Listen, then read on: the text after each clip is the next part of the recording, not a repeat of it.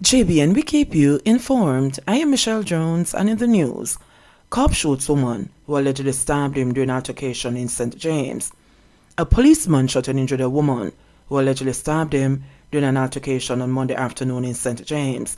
The Jamaica Constabulary Forces Information Arm, the Corporate Communications Unit, confirmed that the incident happened about 2:45 p.m. on Union Street in the vicinity of a cash pot shop. A video of the bloody cop with his gun in his hand has been making the rounds on social media.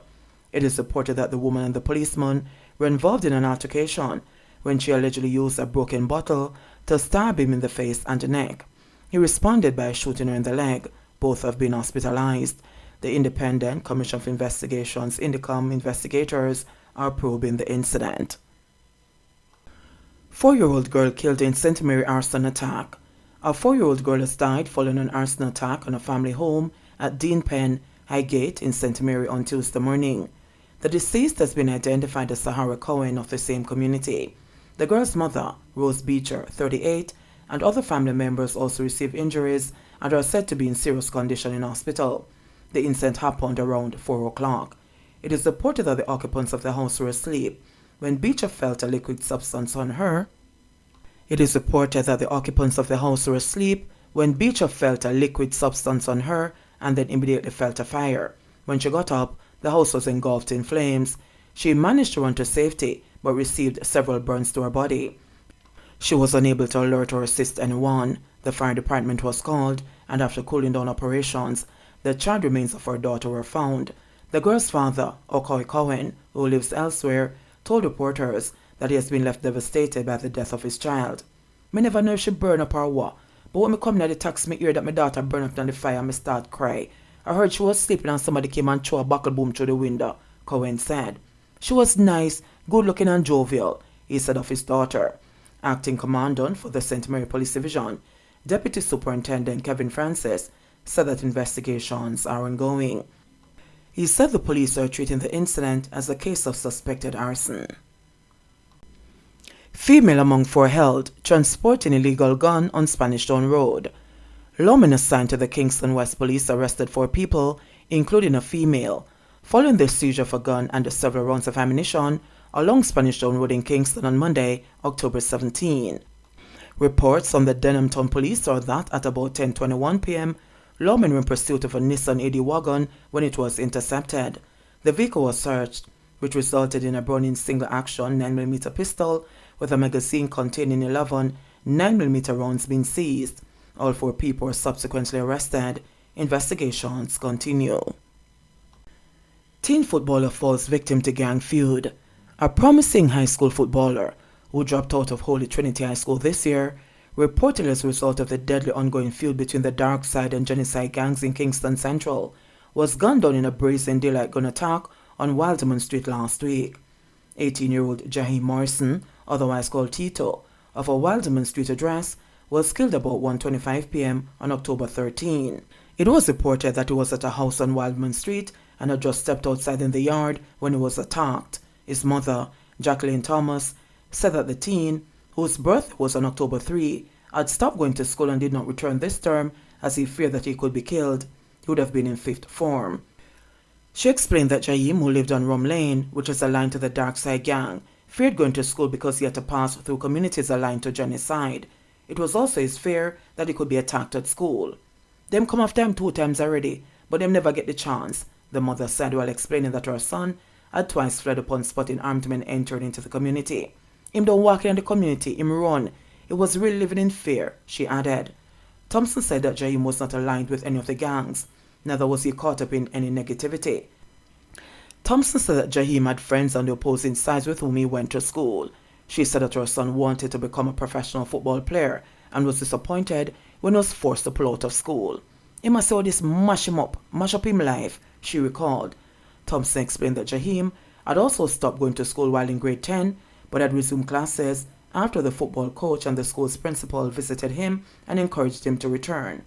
The mother said that she had also considered sending him to rural Jamaica, but he had objected.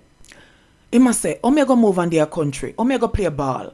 Me not go get to play no Manning Cup. Me always want to play Manning Cup," Thompson said.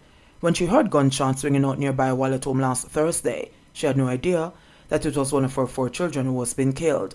When the mayhem subsided and she went to investigate, she was informed that her son had been shot. "Me never believe," she said. "Me never think it real. Me couldn't believe." Thompson described Jaheim as a jovial youngster who often said he was going to be a big baller and take care of her. They were in the process of looking about documents for him to take up a factory job when he was killed. Him having tearing already, and me there go look about him ID and him NIS, because him say him can't work without the ID. So me tell my cousin say forget a drive to carry him down there, so, cause down there the enemy zone. We can't walk go down there, the mother said. In the meantime, residents say the killing have left them on the edge, especially as gunshots have continued to ring out daily in the community since the attack. They are bracing for another explosion of violence between the gangs. But Commander for Kingston Central Police Division, Superintendent Beresford Williams, said that cops are aware of the challenges in the space associated with warring gangs and inter-gang activities, which continue to be a major concern. He said that his team has increased its operational activities to include more mobile and foot patrols in the area and will be going after the alleged gangsters. Man sentenced for illegal dog rearing operation in Portmore. A Portmore man who was held for illegally rearing dogs in Portmore, St. Catherine, was on Tuesday sentenced for breaches of the Public Health Nuisance Act. He is Tyrone Gilzine, a labourer of Portmore.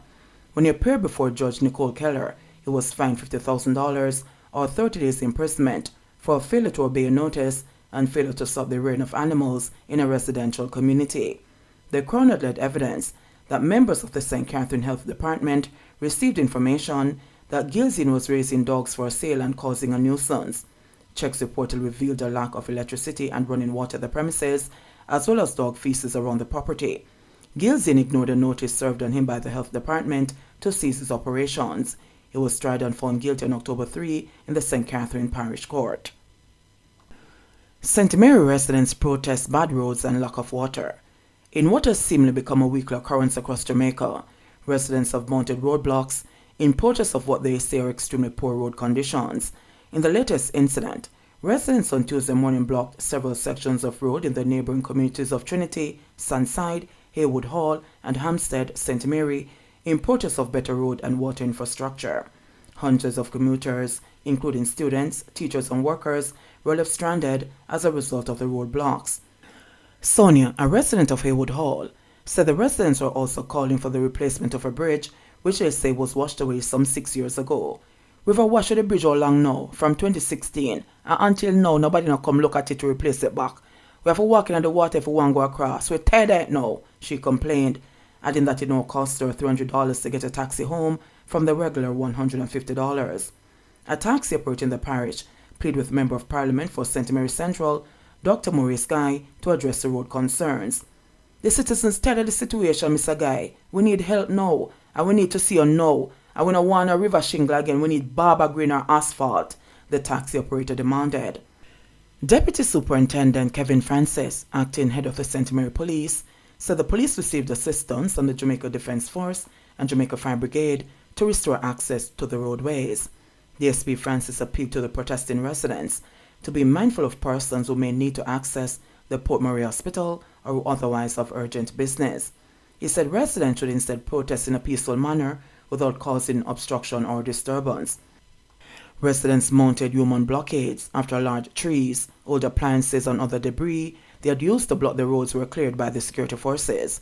Residents also reported blocked sections of Islington and Whitehall in St. Mary in protest of poor road conditions.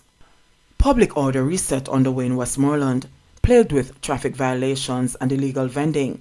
The Westmoreland Police and the Westmoreland Municipal Corporation, in a collaborative effort, have moved to retake control of the commercial district of the parish's capital, Savlamar. The public order initiative started as early as 8 a.m. today and has resulted in an influx of members of the police in and around Savlamar. If we cannot control our town, then we cannot control the parish, so we intend to restore public order and will be targeting illegal vending, the taxis and buses parking in areas that are not designated, said Wayne Joseph, Senior Superintendent of Police in charge of the Westmoreland Police Division. And the delivery trucks that are delivering outside of scheduled hours, we also be targeting you, he cautioned. This is the start of the warning to persons who are in breach of these rules. We are coming down to the Yuletide season and will be coming out in full force. SSP Joseph urged private and public passenger vehicle operators to abide by the road codes. to vendors. He encouraged them to use the fruits and vegetable market in the parish capital to carry out their trade. I just want to encourage you to vend in the designated area. Go into the markets, and for those of you who operate public passenger taxis and buses, you need to go into the designated areas, the parish's police superintendent said. In St. James, ongoing public order reset called Operation Restore Paradise was launched on August 15 to bring order to the city of Montego Bay by curtailing illegal vending and indiscipline among motorists. I just want to encourage you to vend in the designated area. Go into the markets, and for those of you who operate public passenger taxis and buses, you need to go into the designated areas, the parish's police superintendent said. In St. James, an ongoing public order reset called Operation Restore Paradise was launched on August 15 to bring order to the city of Montego Bay by curtailing illegal vending and indiscipline among motorists and other public nuisances. In sports news, Arnett Gardens FC wins inaugural Boom El Clasico. Arnett Gardens FC defeated Waterhouse FC 3-2 on penalties after regular time ended 1-1 at the Tony Spalding Complex on Monday night. Gerald Neal opened the scoring in the 72nd minute for Arnett Gardens, but just 3 minutes later, Waterhouse FC responded with a strike from Dante Duncan. Roshiki Kelsons capped off the victory for Arnett Gardens when he slotted the ball in the bottom right-hand corner to score the deciding penalty. Still with football, raging indiscipline in football competitions worries Issa. President of the Inter-Secondary Schools Sports Association Issa, Keith Wellington, says his organization is gravely concerned with the high levels of indiscipline in this year's schoolboy football competitions, prompting the umbrella group to condemn and move against the rising scourge. The latest data provided by Issa have shown that 36 red cards and 314 yellow cards have so far been issued in the Manning Cup from 154 games. However, this figure could be a lot higher, as a number of referees' match reports were still outstanding up to Monday. For the Costa Cup, 57 red cards have been issued, while there have been 700 yellow cards from 357 games up to the same period as the corporate era competition. On a more positive note, there have been 568 goals in the Manning Cup, while 1,201 have been scored in the Costa Cup up to the time of reporting.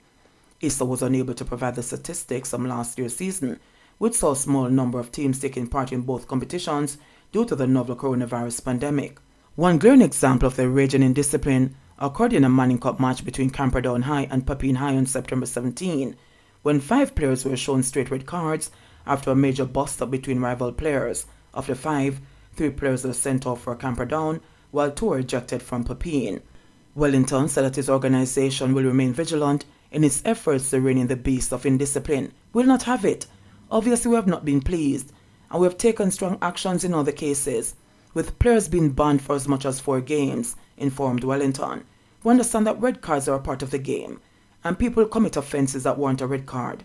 But when these red cards are results of things like fighting, indiscipline, and curse words, then we have to make sure that we make a statement where that is concerned, because those are not a part of a normal running of a football game, he remarked. We have, and will continue to take strong actions against these individuals who commit these offenses, Wellington warned. JBN, we keep you informed.